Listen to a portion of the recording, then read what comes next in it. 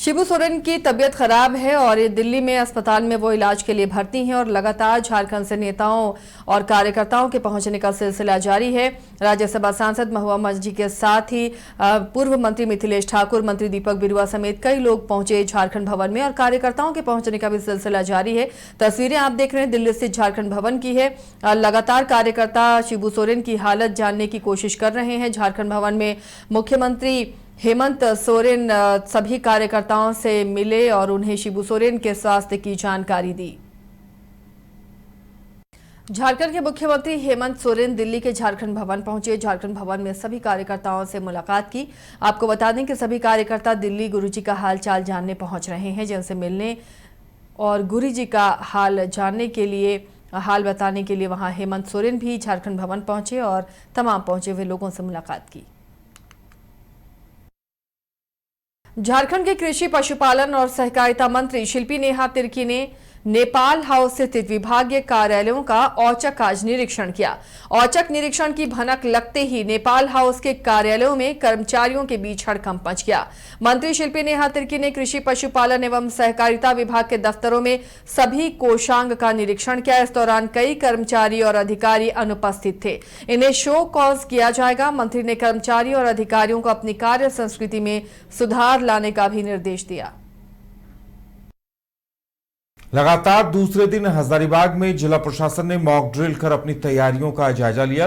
हजारीबाग जिला प्रशासन की तरफ से मॉक ड्रिल किया गया था, तो अब जिला प्रशासन ने हजारीबाग के खीर गांव में मॉक ड्रिल कर अपनी तैयारी लोगों के सामने रखी, जिसमें उपद्रवी तत्वों से निपटने के लिए जिला प्रशासन किस प्रकार तैयार है यह दिखाया गया।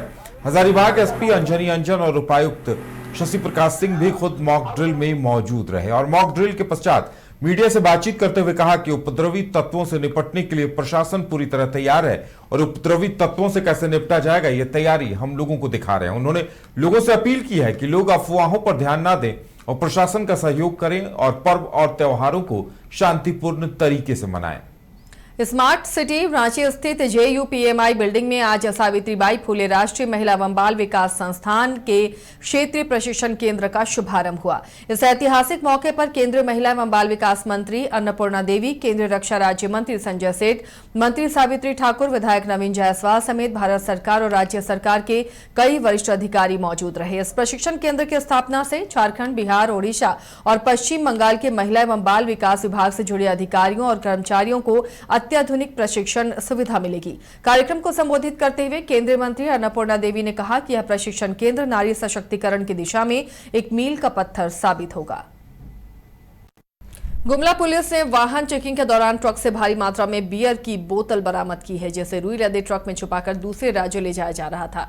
गुमला पुलिस अधीक्षक हैरिस बिन जमा ने प्रेस कॉन्फ्रेंस कर इसकी जानकारी दी। उन्होंने बताया कि ट्रक में रुई के नीचे 1020 बियर की पेटी छिपाकर ले जाई जा रही थी, जिसे बरामद कर लिया गया है। एक पेटी में 500 ml बियर के 24 केन बरामद किए गए। पाकुड़ में डकैती की बड़ी वारदात का पुलिस ने खुलासा किया है। नगर थाना क्षेत्र के लड्डू बाबू बागान में अंचल निरीक्षक शिवाशीष के घर में डकैती की घटना सामने आई थी। इस मामले में पाकुड़ एसपी निधि द्विवेदी ने एसडीपीओ DN आजाद के नेतृत्व में विशेष टीम गठित की, जिसने त्वरित कार्रवाई करते हुए 4 अपराधियों को गिरफ्तार कर लिया है। अपराधियों के पास से 3 देसी कट्टा, जिंदा कारतूस, नगद राशि बरामद की गई। घटना में शामिल अन्य अपराधियों को पकड़ने के लिए पुलिस छापेमारी कर रही है। धनबाद के झरिया में इन दिनों लॉटरी का धंधा धड़ल्ले से चल रहा है और इस धंधे में लगे लोगों के मन में पुलिस का खौफ नहीं है और अगर कोई विरोध करता है तो उसकी जमकर पिटाई कर दी जाती है। ताजा मामला यह है कि जब एक भाई अपने भाई को इस लत से बचाने के लिए धंधेबाज से लॉटरी बेचने पर सवाल उठाया तो उसके साथ मारपीट कर दी गई। साथ ही आरोपी ने खुलेआम चुनौती दी कि अगर उसकी शिकायत पुलिस में की गई तो पुलिस उसे छोड़ देगी। शिकायतकर्ता की माने तो घटना को लेकर झरिया थाने में लिखित शिकायत की गई है, लेकिन अब तक आरोपी के खिलाफ कोई कार्रवाई नहीं की गई। बोकारो में कोयला क्षेत्र पुलिस ड्यूटी मीट का आज समापन हुआ। इस प्रतियोगिता में धनबाद और बोकारो जिले के कुल 27 प्रतिभागियों ने हिस्सा लिया, जिसमें 2 प्रतिभागियों ने बाजी मारी। बोकारो के कोयलांचल प्रक्षेत्र के आईजी क्रांति कुमार गर्देशी ने जीते हुए प्रतिभागियों को पुरस्कृत किया। इस दौरान उन्होंने कहा कि चयनित प्रतिभागी राज्य स्तरीय प्रतियोगिताओं में हिस्सा लेंगे और वहां जीत के बाद अखिल भारतीय स्तर की प्रतियोगिताओं में हिस्सा लेंगे। मौके पर मीडिया से बात करते हुए उन्होंने ऐसे आयोजनों के मूल उद्देश्य को भी बताया और ये कहा कि प्रतियोगिता पुलिसकर्मियों की कार्यकुशलता, अनुशासन और अनुसंधान में दक्षता को बढ़ावा देने में उपयोगी होती है।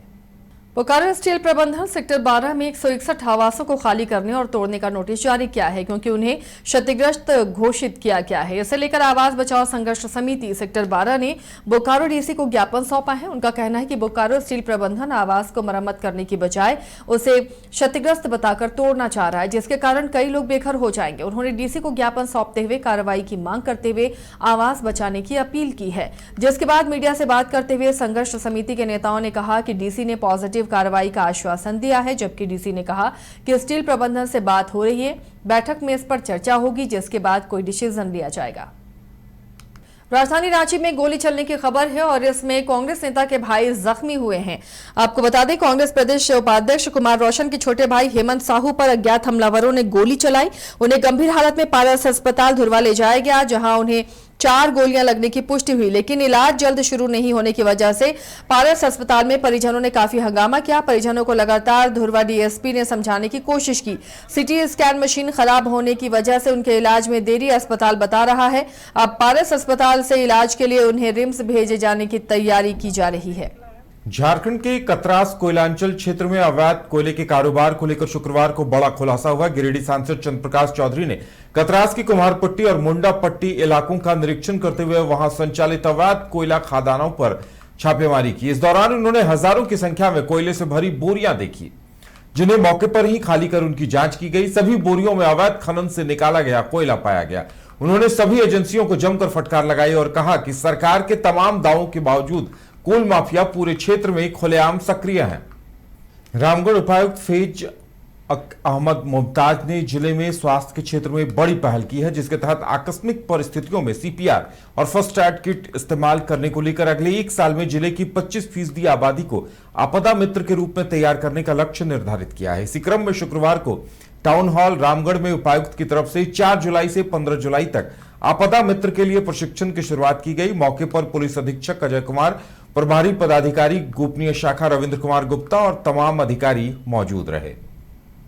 थाना क्षेत्र में फायरिंग मामले का एसपी गुमला ने खुलासा किया है। एसपी ने प्रेस कॉन्फ्रेंस कर बताया कि इस मामले में एक डॉक्टर समेत 3 आरोपियों को गिरफ्तार किया गया है।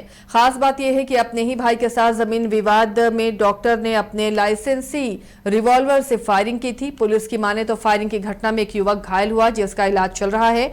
आरोपी डॉक्टर लोहरदगा का रहने वाला है और उसका साथ देने वाला उसके करीबी रिश्तेदार बताए जा रहे हैं। पुलिस ने रिवॉल्वर भी बरामद कर लिया है। बागमाला के कतरास रामखनाली ओपी क्षेत्र के बिट्टू बंगला स्थित मुंडा पट्टी में गुरुवार को अचानक हुए भूधसान ने हड़कंप मचा दिया। घटना के बाद इलाके में अफरा तफरी का माहौल बन गया है और दर्जनों परिवार अपने घरों का सामान समेटकर सुरक्षित ठिकानों की ओर पलायन कर रहे हैं। स्थानीय निवासियों ने बताया कि इस क्षेत्र में करीब 25 से 30 परिवार सालों से रह रहे हैं, लेकिन बीसीसीएल की लापरवाही और कोयला खनन की मनमानी ने अब उनके सिर से छत छीनने की नौबत ला दी है। बरसात शुरू होते ही लोगों को स्वास्थ्य को लेकर चिंता होती है। ऐसे में सबसे ज्यादा खतरनाक होता है डेंगू और मलेरिया। इसका प्रकोप इन दिनों बढ़ जाता है और अस्पताल में मरीजों की संख्या भी बढ़ जाती है। ऐसे में इन दिनों बीमारियों से कैसे बचें, इसे लेकर रांची के civil surgeon doctor Prabhat Kumar ने बताया कि मच्छर के काटने से डेंगू मलेरिया की बीमारी होती है। इन बीमारियों से बचने के लिए खान पान में स्वच्छता बरतने की जरूरत है। शुद्ध पानी पीने के साथ ही बाहर के खाने का सेवन ना करें। इसके साथ ही लोग सोने के समय मच्छरदानी का उपयोग जरूर करें और आसपास सफाई रखने से इस बीमारी से बचा जा सकता है। बरसात का मौसम में काफ़ी बीमारियां होती हैं इस समय, और ख़ास तौर पर जो खान पान में स्वच्छता नहीं रहने पर डायरिया, टाइफाइड, जॉन्डिस ये सब होने का डर रहता है। और दूसरा कि मच्छर के काटने से डेंगू बीमारी, जिसको कॉमनली डेंगू बोलते हैं हम लोग, तो डेंगू हो गया, मलेरिया हो गया, चिकनगुनिया हो गया, फाइलेरिया हो गया, ये सारी बीमारियां भी अभी बढ़ जाती हैं। इन सभी बीमारियों से बचना है। खान पान में स्वच्छता रखें, पानी बिल्कुल शुद्ध पिएं, बाहर का खान पान अभी बरसात के मौसम में न करें, घरेलू ताज़ा खाना, स्वास्थ्यवर्धक खाना खाएं और मच्छर से ज़रूर बचें। ख़ास तौर पर ये जो डेंगू का है, डेंगू का मच्छर और चिकनगुनिया का मच्छर, ये दिन में ही काटता है। इसीलिए अगर कोई लंच लेने के बाद आराम करते हैं तो मच्छरदानी लगा करके ही, दिन में भी मच्छरदानी लगा करके आराम करें, यानी मच्छर से हर हाल में आपको बचना है। और रात में भी मलेरिया का, फाइलेरिया का तो एनी टाइम काटता है इन लोग भी, मच्छर, लेकिन सारे मच्छर से बचें ताकि आप कोई भी वेक्टर बॉर्न डिजीज या मच्छर से जो काटने से। रामकनाली कोलियरी स्थित बिजली सब स्टेशन एक बार फिर अपराधियों के निशाने पर आ गया। गुरुवार देर रात अपराधियों ने करीब 350 फीट कॉपर केबल की लूट की, जिससे पूरे क्षेत्र की बिजली आपूर्ति और वाटर सप्लाई ठप हो गई। इस लूटकांड ने 3000 से अधिक की आबादी को अंधेरे और पानी के संकट में धकेल दिया। हालात इतने बिगड़ गए कि बच्चे, महिलाओं, बुजुर्गों तक को जल संकट और बिजली के बिना जीवन जीने को मजबूर होना पड़ा।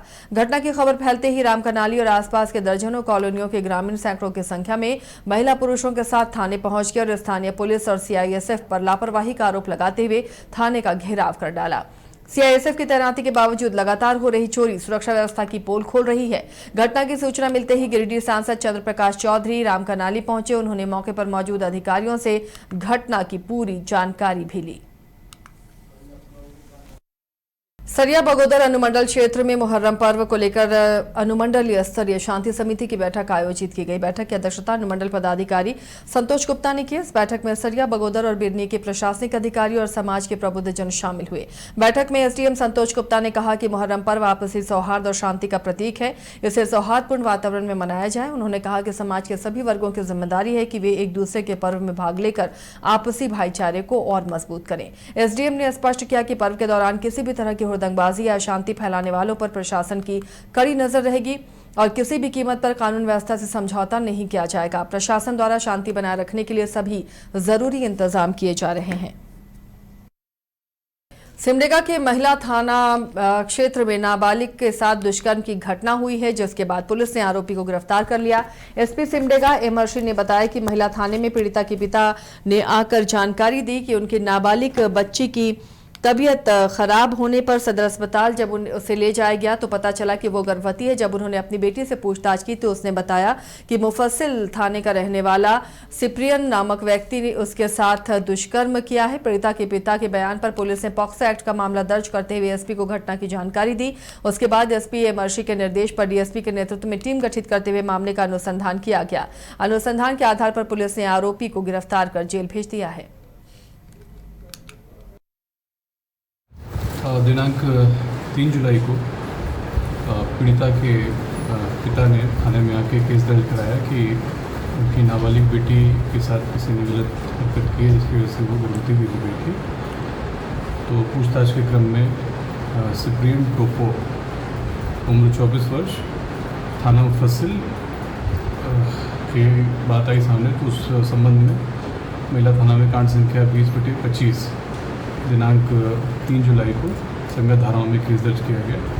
इस संबंध में पुलिस अधीक्षक पुलिस उपाधीक्षक मुख्यालय सिमडेगा के नेतृत्व में टीम गठित करके छापामारी की गई और अभियुक्त सिप्रियन टोपो इनको गिरफ्तार करके आज विधिवत रूप से फॉरवर्ड किया जाता है। दिनांक 3 जुलाई को पीड़िता के पिता ने थाने में आके केस दर्ज कराया कि उनकी नाबालिग बेटी के साथ किसी ने गलत हरकत की है, जिसकी वजह से वो गर्भवती भी हो गई थी। तो पूछताछ के क्रम में सिप्रियन टोपो उम्र 24 वर्ष थाना मुफस्सिल की बात आई सामने। तो उस संबंध में महिला थाना में कांड संख्या 20/25 दिनांक 3 जुलाई को संगत धाराओं में केस दर्ज किया गया। इस संबंध में पुलिस अधीक्षक पुलिस उपाधीक्षक मुख्यालय सिमडेगा के नेतृत्व में टीम गठित करके छापामारी की गई और अभियुक्त सिप्रियन टोपो इनको गिरफ्तार करके आज विधिवत रूप से फॉरवर्ड किया जाता है। दिनांक 3 जुलाई को पीड़िता के पिता ने थाने में आके केस दर्ज कराया कि उनकी नाबालिग बेटी के साथ किसी ने गलत हरकत की है, जिसकी वजह से वो गर्भवती भी हो गई थी। तो पूछताछ के क्रम में सिप्रियन टोपो उम्र 24 वर्ष थाना मुफस्सिल की बात आई सामने। तो उस संबंध में महिला थाना में कांड संख्या 20/25 दिनांक 3 जुलाई को संगत धाराओं में केस दर्ज किया गया। इस संबंध में सरिया बगोदर अनुमंडल क्षेत्र में आगामी मुहर्रम पर्व को लेकर शुक्रवार को अनुमंडल स्तरीय शांति समिति की बैठक आयोजित की गई। बैठक की अध्यक्षता अनुमंडल पदाधिकारी संतोष गुप्ता ने की। इस बैठक में सरिया, बगोदर और बिरनी क्षेत्र के प्रशासनिक अधिकारी और समाज के प्रबुद्धजन शामिल हुए। बैठक में एसडीएम संतोष गुप्ता ने कहा कि मुहर्रम पर्व आपसी सौहार्द और शांति का प्रतीक है और इसे सौहार्दपूर्ण वातावरण में मनाया जाए। उन्होंने कहा कि समाज के सभी वर्गों की जिम्मेदारी है कि वे एक दूसरे के पर्व में भाग लेकर आपसी भाईचारे को मजबूत करें। एसडीएम ने स्पष्ट किया कि पर्व के दौरान किसी भी तरह की हुड़दंगबाजी या अशांति फैलाने वालों पर प्रशासन की कड़ी नजर रहेगी और किसी भी कीमत पर कानून व्यवस्था से समझौता नहीं किया जाएगा। प्रशासन की तरफ से शांति बनाए रखने के लिए सभी जरूरी इंतजाम किए जा रहे हैं। मुहर्रम के अवसर पर मैं तमाम बगोदर सरिया अनुमंडल वासी से अपील करता हूं कि वे मुहर्रम को शांतिपूर्ण ढंग से मनाएंगे, किसी भी तरह का अफवाह में ध्यान नहीं देंगे और जो है सो सामाजिक समरसता का परिचय देते हुए, सामाजिक सौहार्द का परिचय देते हुए एक दूसरे के साथ मिल करके त्यौहार की जो गरिमा है उसको बनाए रखेंगे। हमारा पुलिस प्रशासन आपके लिए पूरी तरह से सक्रिय है। हम लोग मुस्तैद हैं। किसी भी तरह का अफवाह आने पर या किसी तरह का गलत सूचना आने पर अपने संबंधित पदाधिकारी को तुरंत सूचित करेंगे और हम सभी की कामना है कि बगोदर सरिया अनुमंडल क्षेत्र में मुहर्रम का त्यौहार अच्छे से मने और शांति, अमन, चैन रहे। मुहर्रम के अवसर पर